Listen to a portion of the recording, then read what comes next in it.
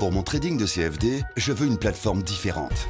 Des graphiques personnalisables, une exécution rapide, des spreads serrés, avec un acteur reconnu présent en France. Trader différemment avec CMC Markets.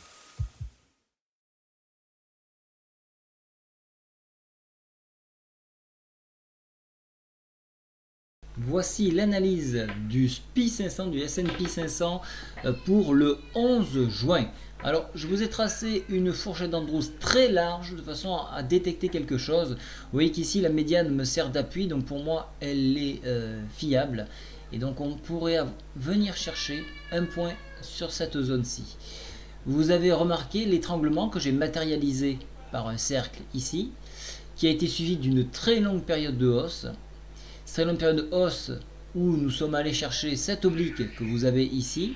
Nous avons consolidé cette oblique là, qui était à la fois une touche sur le haut de la Bollinger, mais surtout cette consolidation là sur cette oblique. Une fois qu'on a consolidé, hop, nouvelle hausse. Bon, bien sûr, Draghi a aidé. Nouvelle hausse, appui sur la MM7 et on va chercher une nouvelle fois de plus par des T1, T2, le contact de la Bollinger avec nouvelle consolidation. Alors cette consolidation là, et on le voit ici, puisqu'on est en zone de surachat, 97,38, c'est du très rare. Donc on a une petite note négative ici, due à de la zone de surachat, mais il faudrait revenir en zone beaucoup plus neutre pour envisager une nouvelle hausse. Voilà pourquoi nous avons cette petite prise de bénéfice sur ces deux bougies que nous avons ici. Donc prise de bénéfice, stabilisation des cours, regardez, on est en train de former un sommet en pince ici. Donc on va voir un petit peu si on va consolider cette zone. Si toutefois on venait à casser, alors à ce moment-là on pourrait taper les 1960 et par extension venir chercher pourquoi pas un objectif 1986-87 environ en ligne droite, hein, bien sûr. Sinon vous voyez que ça monte un petit peu, disons qu'à 3-4 points près pour la hausse, c'est ce point-là qu'il faudra fixer.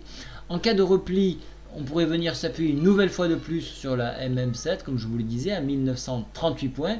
Et en cassure, pendant un enfoncement, on viendrait chercher une nouvelle fois de plus cette oblique ici à 1925 points. Voilà un petit peu ce qu'on peut dire sur le S&P. Ici, la MACD est toujours orientée à la hausse, donc il n'y a aucun signe de retournement à la baisse, hein, donc ça il faut le savoir. Et donc voilà, donc une petite pause probablement pour continuer à nouveau. Voilà, donc c'est concernant, hein, pour ceux qui souhaitent jouer la baisse, c'est assez délicat, hein. On a ce magnifique dragon ici, on ne veut pas l'enfoncer. Voilà, c'est comme ça, donc il faut suivre le marché et ne pas le subir. Donc une fois qu'on aura fait cette consolidation là, on aura un signal un petit peu plus clair de par le fait qu'on aura réintégré, on va retrouver des supports, des résistances, et à ce moment là on pourra à nouveau avoir une meilleure vision. En attendant, on a des visions un petit peu plus larges avec des objectifs plutôt sur 3-4 jours, avec un objectif 1987 et un objectif à la baisse 1926 environ. Voilà, je vous souhaite à tous une très bonne soirée. Au revoir.